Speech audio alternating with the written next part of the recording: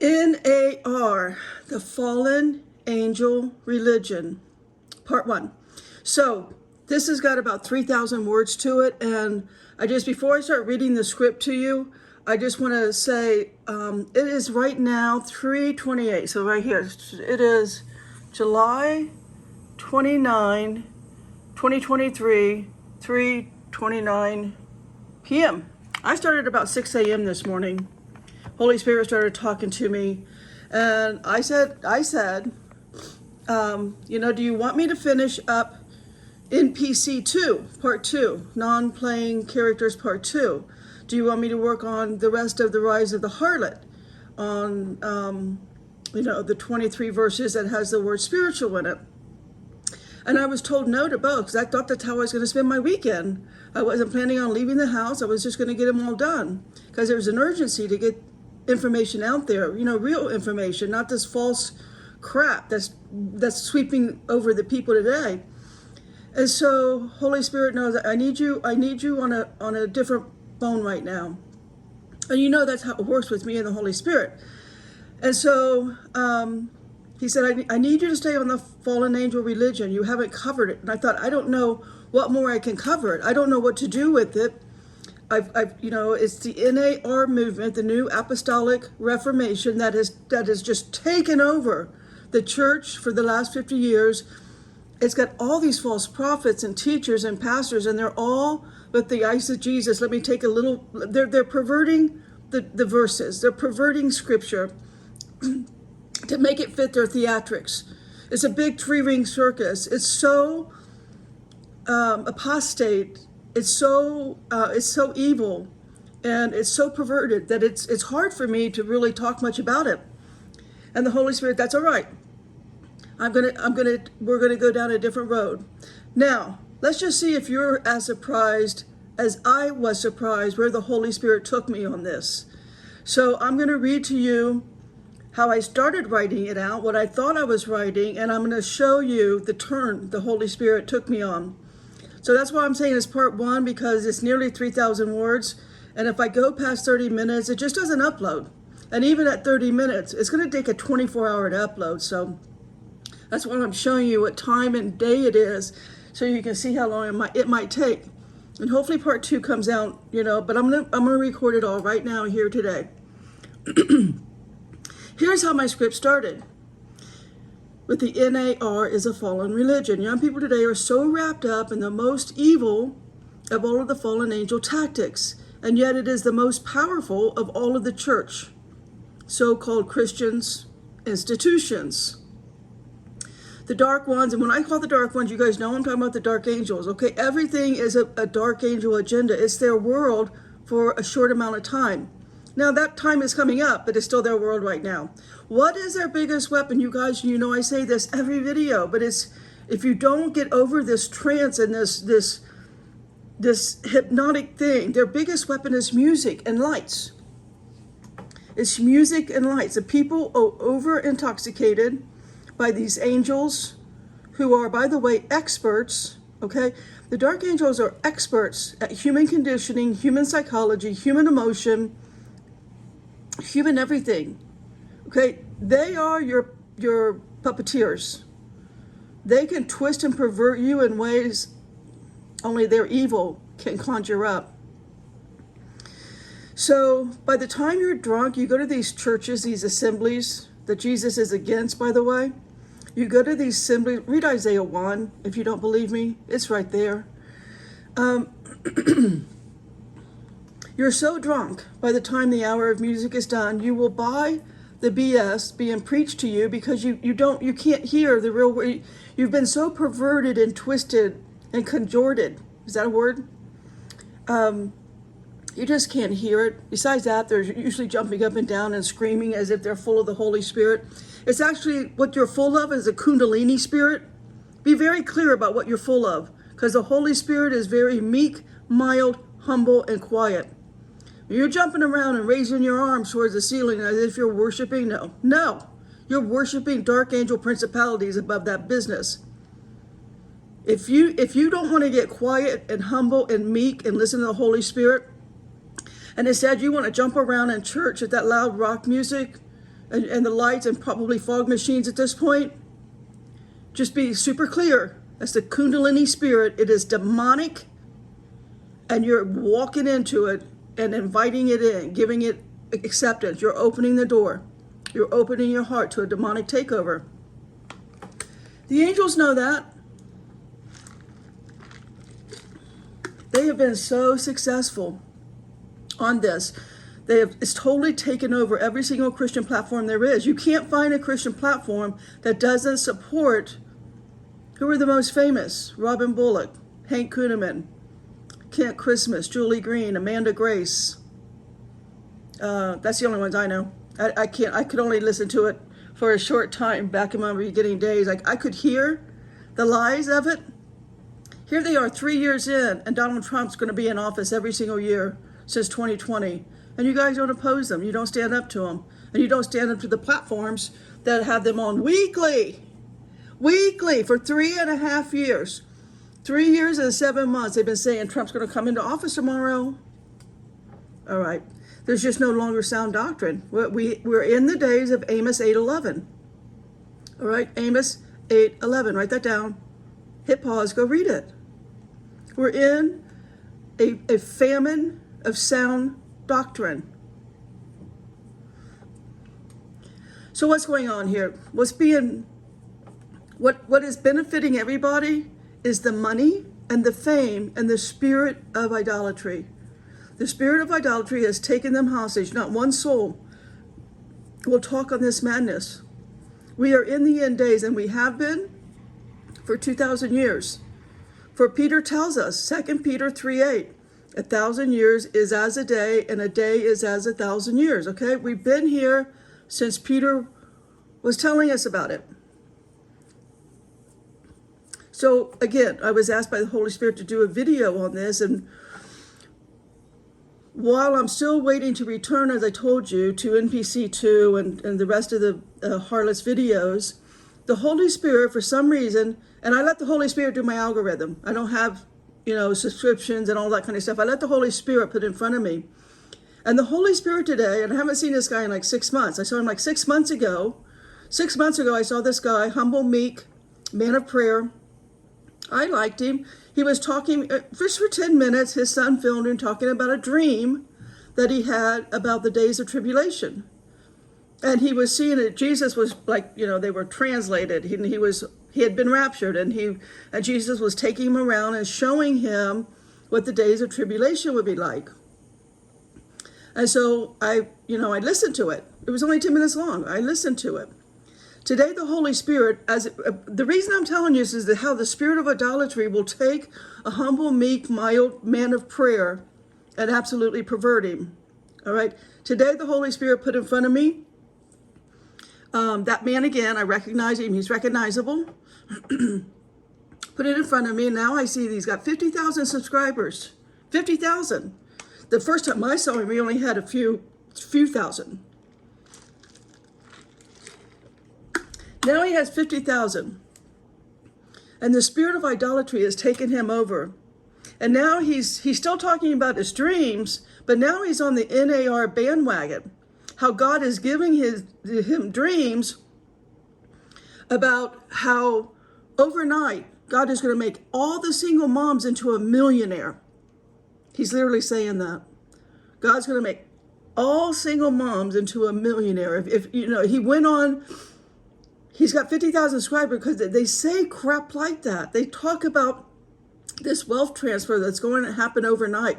And people are so tied up into money, they serve mammon. Do you think really that God's going to make you a millionaire when he tells you you can only serve one master, either me or mammon? Why would God give you $1 million? Because you're going to be of this world. You're going to get caught up in the lust and the idolatry and the intoxication of the devil's kingdom. Really?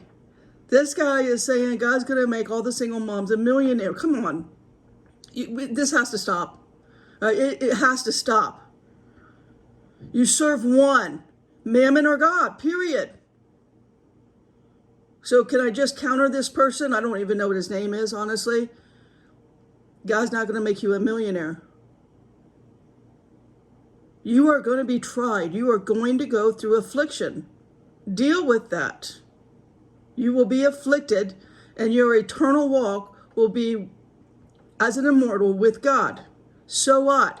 You are afflicted for the mere puny 50, 70, 90 years that you're here on earth. All right? Stand strong through the affliction. All right, so it's just insane how strong of a delusion all of these platforms create, the spirit of idolatry. Now, I know how much I am in the Bible every day. There's no other thing I want to do.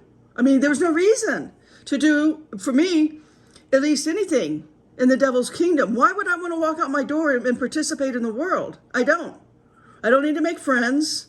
I don't need to talk to anybody. I don't need to have any relationships. I have to walk out of my door once or twice a week to get food, enough for the week. That's about it. That's all I need to do. I got to walk to the mailbox to send in my rent check, right? That's all I need to do. So for 2 years now, I've been reading.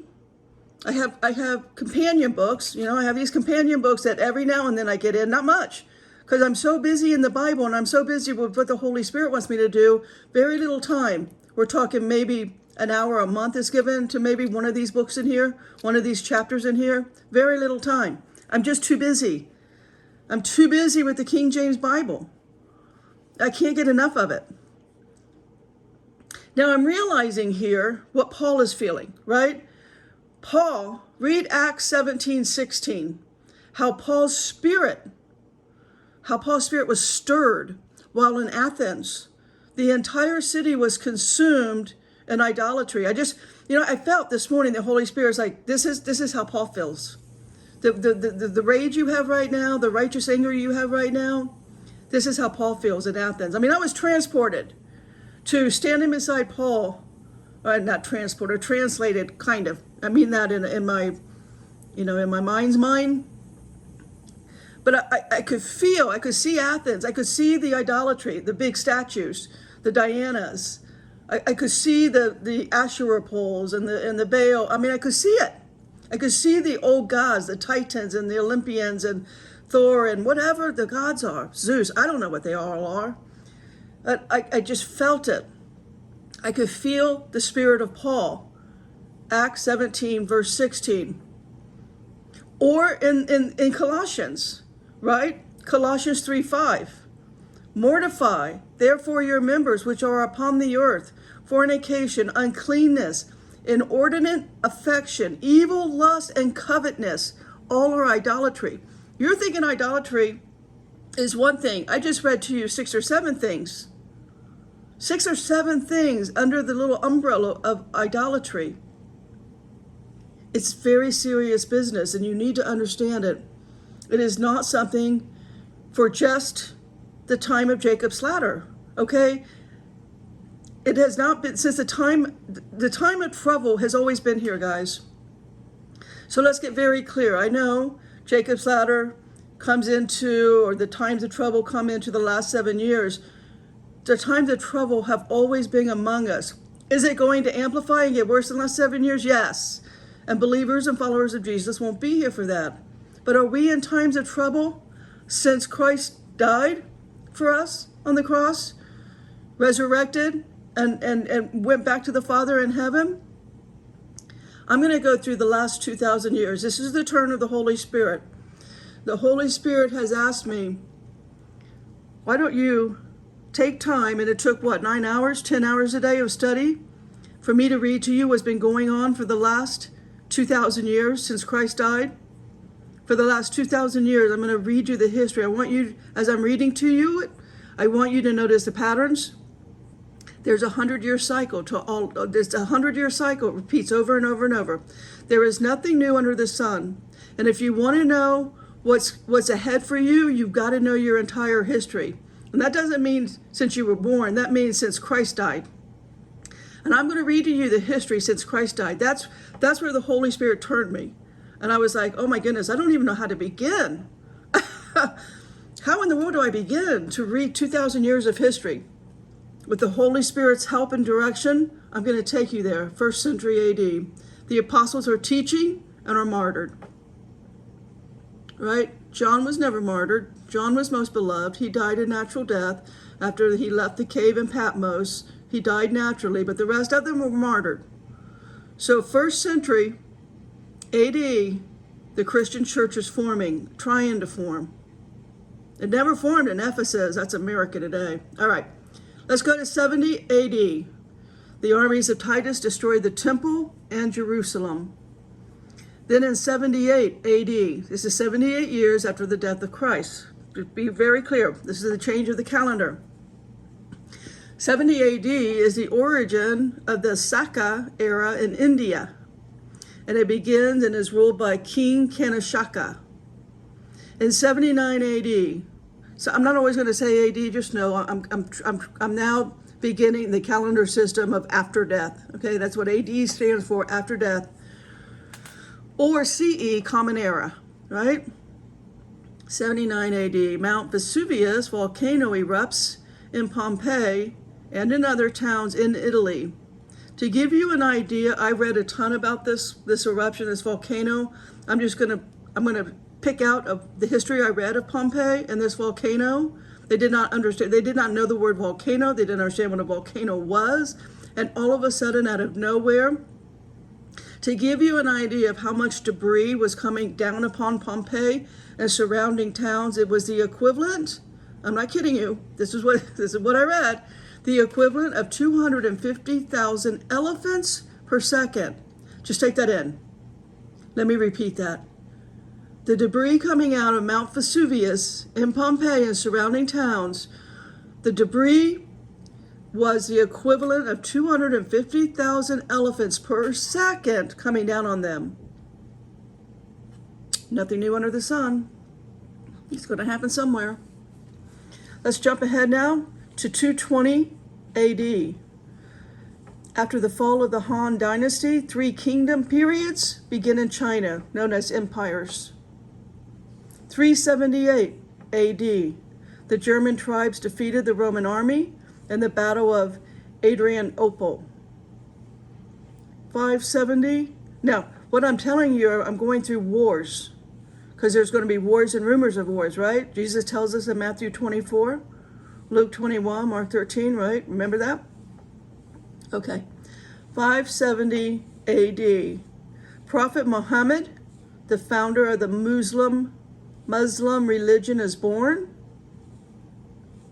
581 AD. The Sui dynasty came in China. From 613 AD to 632 AD, Prophet Muhammad begins preaching in Mecca, then migrates to Medina. 10 years later, he abandons the Sabbath on Saturdays and made Friday the special day. Muhammad dies in 632 AD and is buried in a mosque in Medina. Jump ahead. 660 AD. The Quran was first published. That's their Bible. 793 AD. Scandinavians attacked Scotland monks and robbed their monastery. 800 AD. Gunpowder was invented by Zheng Ganliang, Chinese guy. So I say that because now our wars are now with guns. So they've been on horseback with arrows and spears and swords. Now, with the onset of gunpowder in 800 AD, we're going to see wars change. Okay, so what we're seeing, a pattern's dying, and a new trend, a new pattern. We're gonna up it into modern day. Is I want us to look at history and understand how we're going to keep twisting it and bring it into modern day, just like we have modern day Nephilim walking around amongst us, and they're being recorded now on airplanes, especially. Okay, modern day Nephilims are on the surface. They're amongst us now. You need to understand that. As I go through the history of the last 2,000 years, you need to see for yourself how there's a 100-year cycle to this, so you know exactly where you are right now, according to where we were 100 years ago. But right now, I'm still in 1st century. Okay, so that's what I want to point out here, because gunpowder is invented in 800. Now in 1050 AD, An ancient tool used for navigation called the astrolabe was first used in Europe. It was originally invented in 225 BC by the Greeks to tell time and to find celestial objects in the sky. Why do I tell that? Out of all the things I could have picked, I picked that because it is in the ancient world. So I'm not going to go through the history of the ancient world. There's no need for that. The ancient world has inserted themselves into the modern world right here in 1050 AD. The astrology, the science of astrology, which is the number one hated thing in the Bible by God, because at the Tower of Babel, why did they build the Tower of Babel? They needed to get as close to the heavens as they could to study the stars, the moon, and the sun. They were sun worshipers. They were moon ceremonialists. Is that a word? And they were looking for celestial objects, celestial signs in the sky. That's why astrology is the number one hated thing in the entire Bible, second behind idolatry. So you have to see how the ancient world is coming back in. This is a fallen angel world, reinserting them and doing a modern twist so that it's not so recognizable. Now, AI is going to get in and rewrite all of this history. So I'm putting this video out because at this point, it's July 29, 2023. A month from now, AI may have rewritten all of this, and you're not going to find any of this material. All right? AI is now in charge. The fallen angel beast system is in their final countdown. All right? So here we go. This navigation tool, basically a sundial. Okay, that's what it is. Here it's introduced back into a world that was taken from the fallen angels, and the fallen angels are coming back in and inserting themselves into our timeline. So follow me with this, okay? Here we go. So 1077 AD, construction of the London Bridge begins. 1117 AD, the University of Oxford is established. Again, we're looking at better transportation because of a bridge, being able to navigate your way around. The first university, this is where the angels come in with their education system. Okay, they're going to teach you what they want you to know, and it's going to serve a fallen angel agenda. That's why I'm concentrating on certain things here. So, 1117 AD, University of Oxford is established. 1150 AD, the University of Paris is established. 1199 AD, Europeans first used the compass. Again, an old tool being reinserted. This is about navigating the seas. 1209 AD, University of Cambridge is started. 1215 AD. Now we start with the slavery trade. 1215 AD, John of England sealed the Magna Carta. The document was essentially a peace treaty between John and his barons, guaranteed that the king would respect feudal rights and privileges, uphold the freedom of the church, and maintain the nation's laws. 1299 AD, Osman begins the Ottoman Empire. It was one of the largest and most long-lasting empires in world history. At its greatest extent, the empire extended to 3 continents, stretching from the Balkans and southeastern Europe across Anatolia, Central Asia, Arabia, and North Africa, thanks in large part to the Ottoman military and its use of gunpowder. So remember, 800 AD is when gunpowder was invented, and now here in 1299 AD, it establishes the largest empire in the world because of gunpowder. Do you see how we're advancing in our military strategies, in our artillery?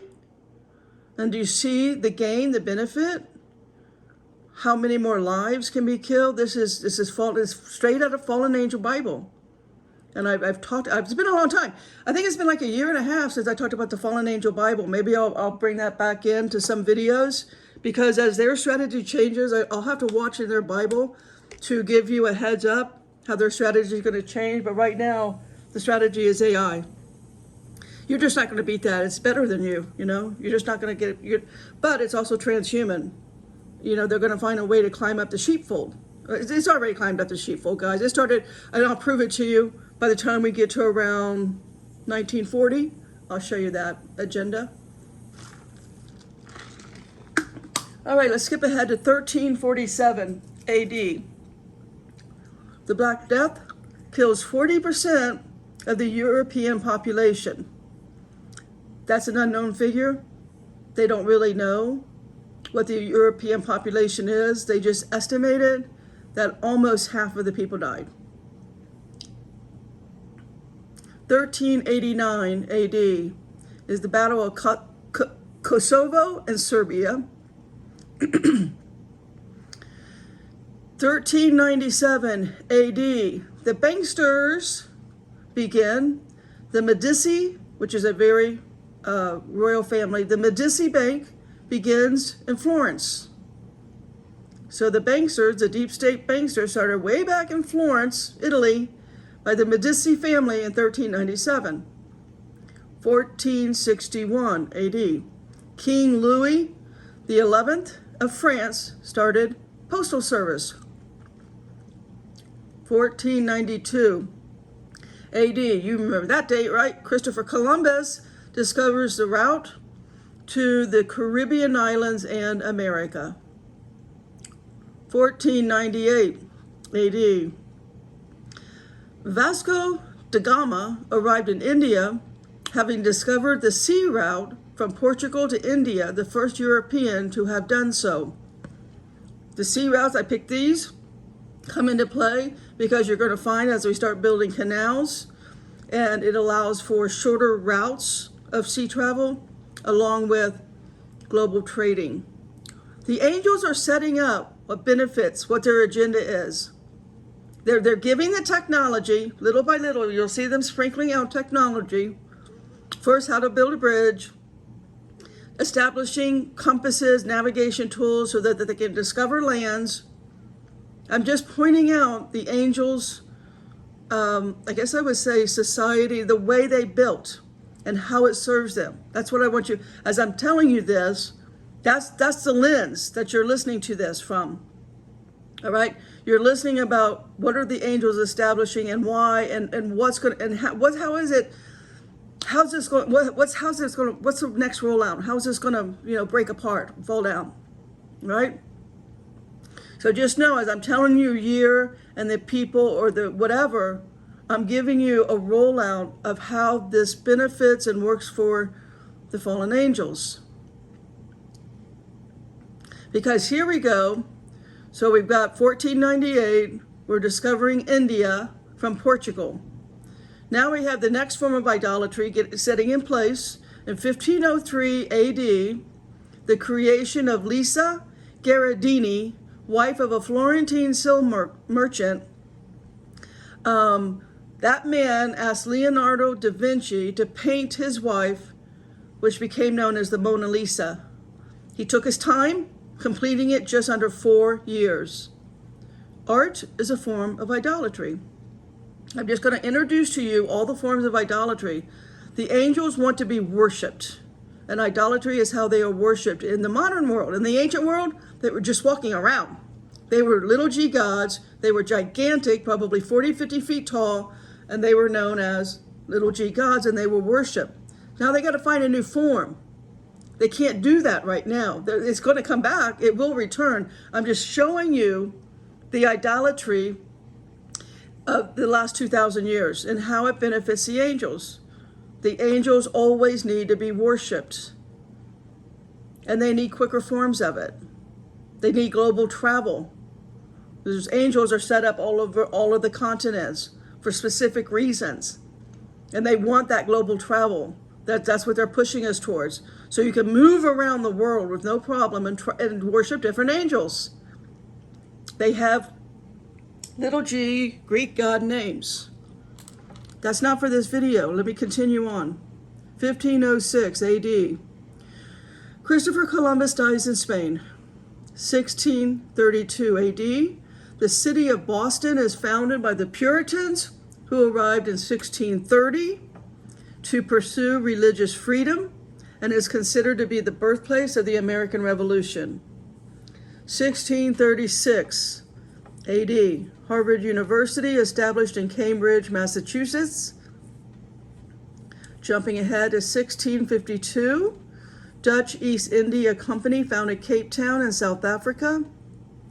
1666. The Great Fire of London. 1683. China conquered the kingdom of Tungning and annexes Taiwan. 1687. Isaac Newton publishes the Philosophical Naturalis Principia of Math. The way it's in Latin. It was written in Latin. Mathematica, establishing modern science of dynamics and outlines laws of motion and universal gravitation. 1694. Bank of England is established.